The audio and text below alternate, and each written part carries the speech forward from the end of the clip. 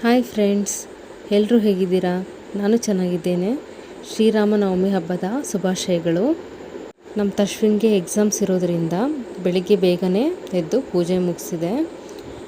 ಅವನು ಎದ್ದು ಇನ್ನೂ ಸ್ನಾನ ಮುಗಿಸಿ ಪೂಜೆ ಮಾಡಿ ಟಿಫನ್ ತಿಂದು ಸ್ಕೂಲ್ಗೆ ರೆಡಿ ಆದ.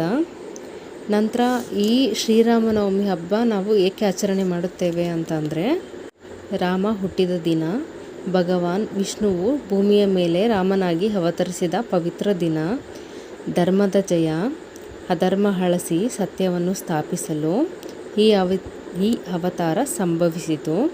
ಆದರ್ಶ ಜೀವನ, ಒಬ್ಬ ವ್ಯಕ್ತಿ ಸಮಾಜದಲ್ಲಿ ಹೇಗೆ ಬದುಕಬೇಕು ಎಂದು ತೋರಿಸಿಕೊಟ್ಟ ದಿನ, ಚೈತ್ರ ನವರಾತ್ರಿಯ ಮುಕ್ತಾಯ.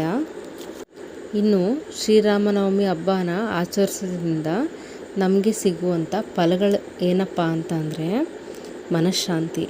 ರಾಮನಾಮ ಜಪದಿಂದ ಮನಸ್ಸಿಗೆ ನೆಮ್ಮದಿ ಮತ್ತು ಏಕಾಗ್ರತೆ ಸಿಗುತ್ತದೆ. ಕಷ್ಟ ನಿವಾರಣೆ, ಜೀವನದ ಅಡೆತಡೆಗಳು ದೂರವಾಗಿ ಸಕಾರಾತ್ಮಕ ಶಕ್ತಿ ನೆಲೆಸುತ್ತದೆ.